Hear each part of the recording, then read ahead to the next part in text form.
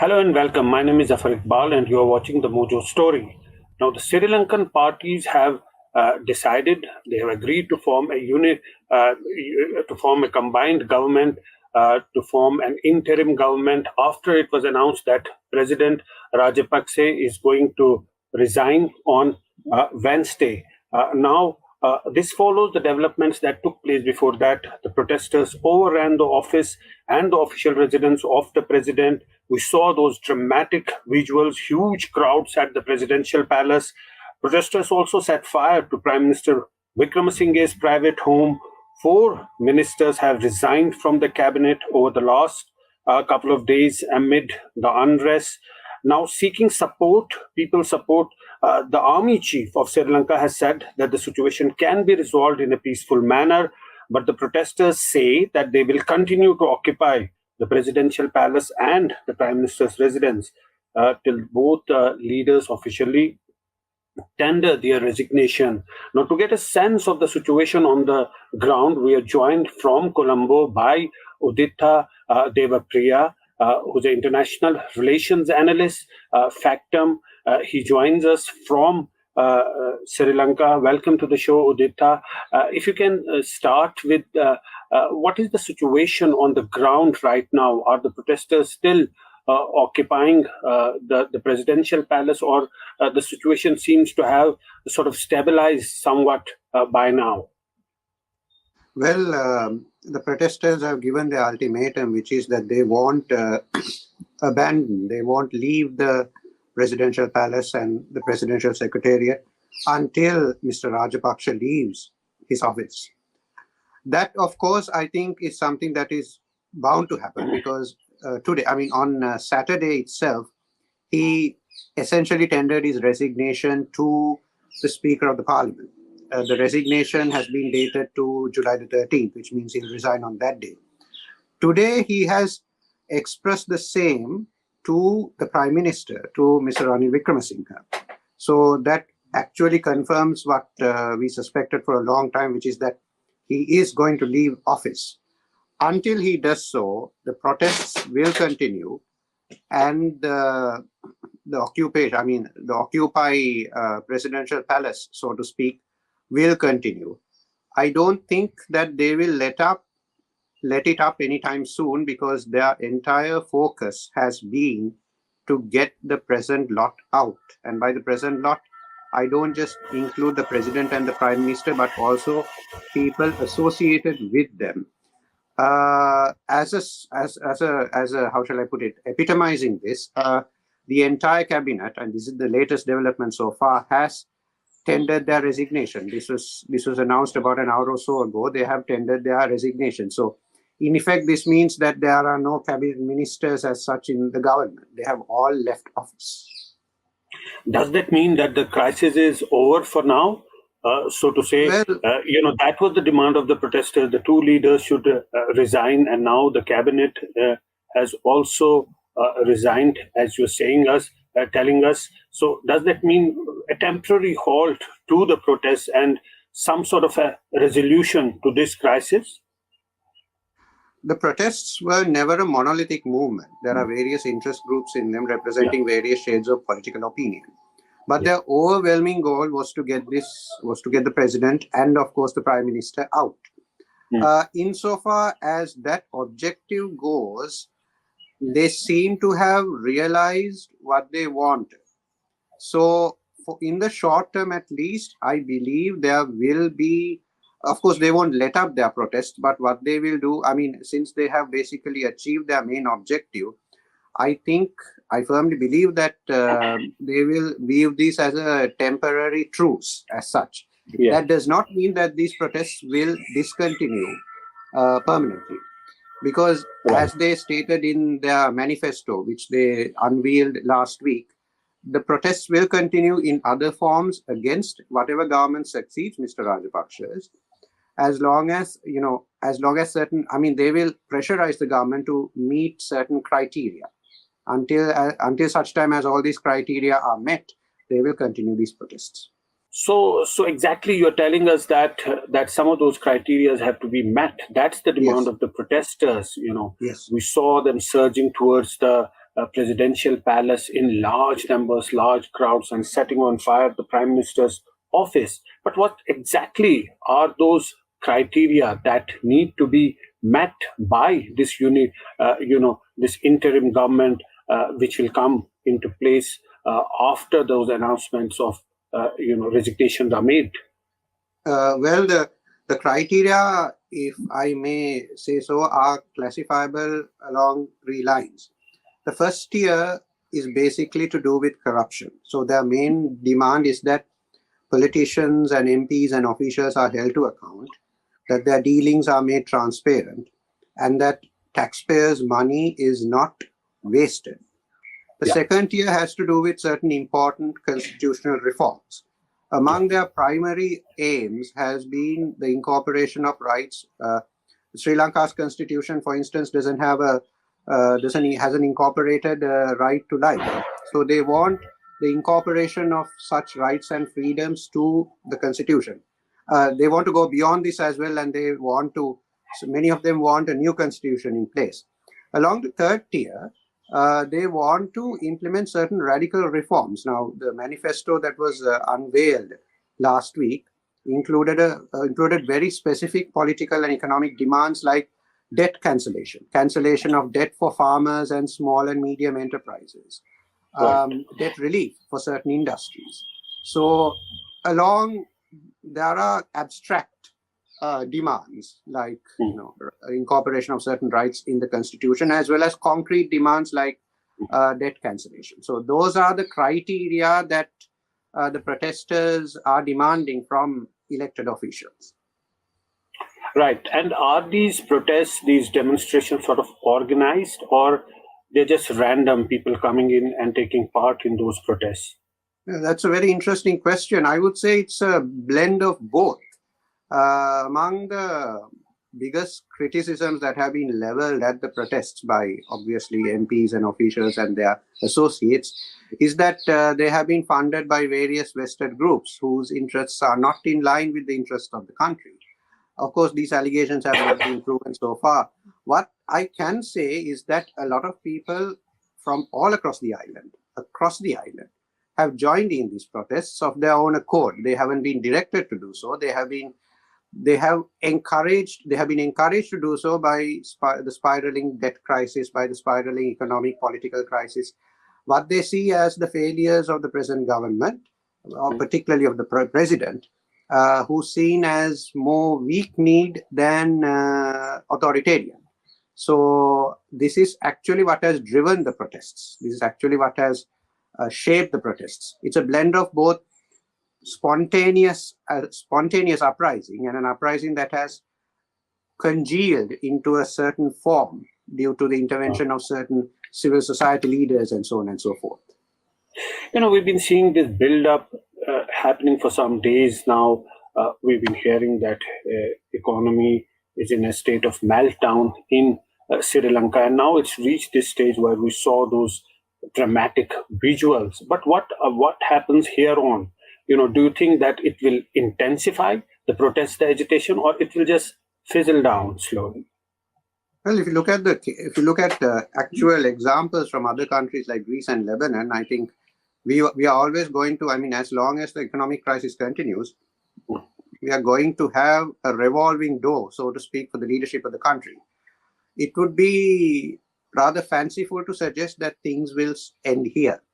Neither the protests nor shifts in leadership posts and so on and so forth will stop here. My firm belief is that, if history is a good guide, and if you look at other countries where defaults occurred, like Greece and Lebanon, we are going to see a tumultuous period. Of course, we need to be aware that there are certain factors that are unique to Sri Lanka's situation and certain factors that are unique to Lebanon's situation. So I won't say that we'll go down Lebanon's path or Greece's path, but we will see certain similarities playing out. I was just wanting to ask you, when we see those protests, we also know that Sri Lanka is sort of negotiating with the IMF for a possible bailout. But that requires peace on the ground. And when these protests happen, a new government comes in place. don't you think it will actually slow down that process and rather defeat the purpose of those protesters? IMF negotiations did take place over the last few weeks, and there are various conflicting accounts about the outcome of those discussions. Certain media outlets are reporting that are emphasizing the fact that no proper deal was brokered, whereas other news outlets are reporting that they were very positive. I mean, if you read the official dispatch of the IMF group that came to Sri Lanka to negotiate a deal, what they're saying is that there's plenty more negotiations that are left, that are yet to be completed. But at the same time, they made considerable progress. For the IMF, the number one priority for the IMF as well as the Central Bank of Sri Lanka, the primary priority will be political stability. Political Absolutely. stability in the form of a standing government. That is the main obstacle to any breakthrough in IMF negotiations. No, that's exactly what I am asking. If Yes. there is no government, there is a vacuum, and there are protests taking place, wouldn't that get delayed? And in fact, what protesters are asking, what people on the ground are asking, that that gets slowed down. That process of reaching to some conclusion, getting some finances, that actually will slow down.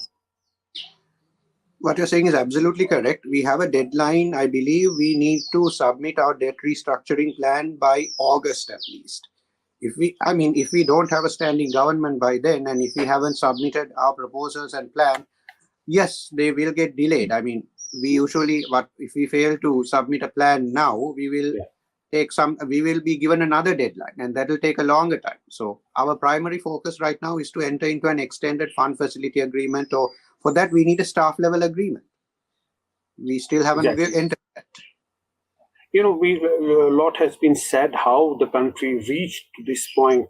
Do you think that it is a combination of factors? We know that Sri Lanka is heavily dependent on tourism. There was this pandemic that really caused the economic slowdown. But there are other factors also. How exactly did this happen? This was rather a dramatic turn of events. It happened so suddenly that people got to know that this country has gone bankrupt, so much so that the country is negotiating with IMF not as a developing country which is negotiating with IMF, but as a bankrupt country which is rather talking to IMF. Yes, well, Sri Lanka has had several experiences with the IMF. It has gone to the IMF around 16 times, and this is the 17th occasion on which it's going there. Regarding the root causes of the crisis, I would say that it was both economic and political. Sri Lanka's economic problems have been, they have a long history.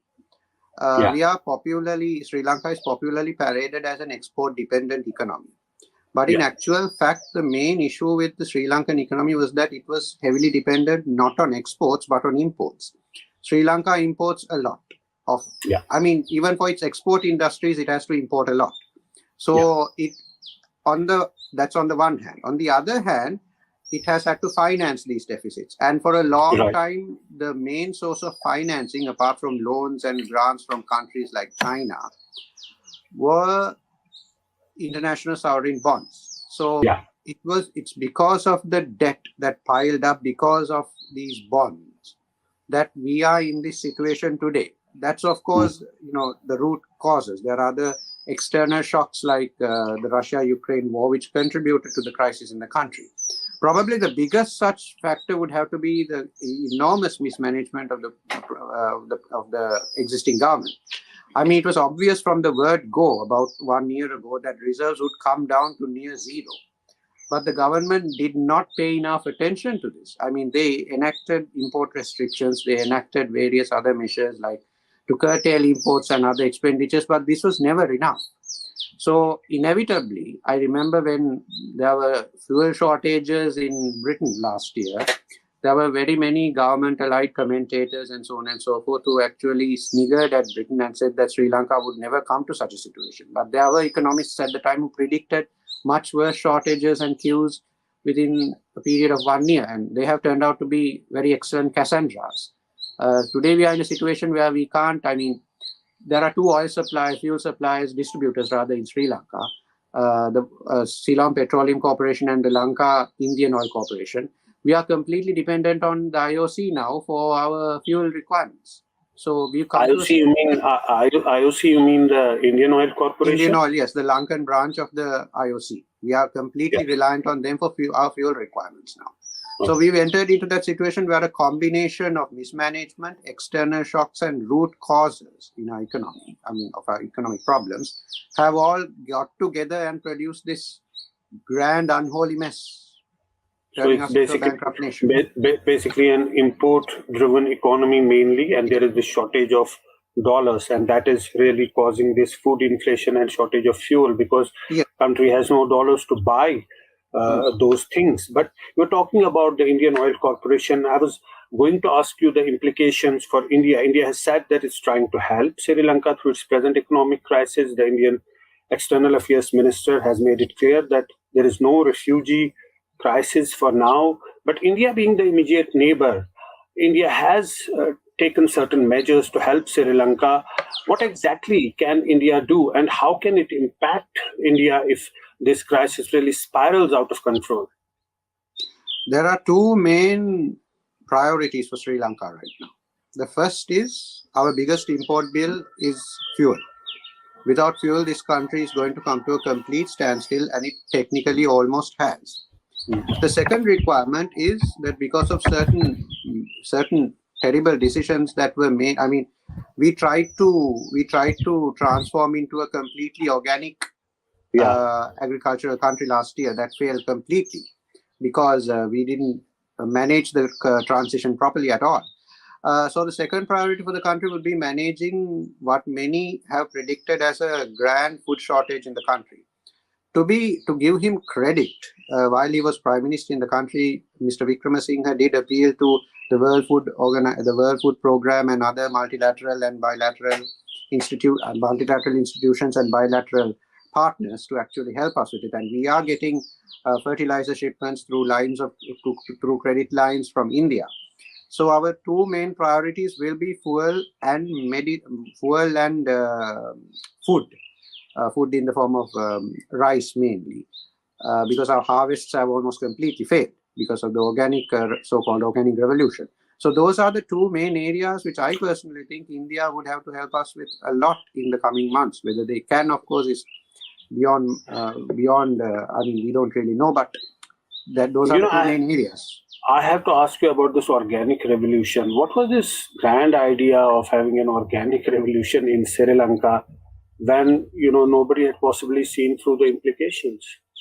Well, part of the rhetoric of the development rhetoric in the global south has always been to free themselves, when with regard to the countries in the global south, to free themselves from fertilizer companies and the yoke of multinational fertilizer companies. I'm not sure whether that is what dictated this organic revolution in Sri Lanka. However, I do know that agriculture remains a heavily politicized issue in the country. So what is, we consider agriculture, this is a rice-built nation. So any association with chemical fertilizers and all is put down to a Western conspiracy or something of the sort. So because of that, a lot of President Rajapaksa, some of President Rajapaksa's own advisors and certain people who managed to influence policy, they got him, I would say. I would definitely say that this was not a decision that was taken by President Rajapaksa on his own, but it was felt necessary at the time to completely transition to organic fertilizer because of this heavy buildup of opinion about chemical fertilizers.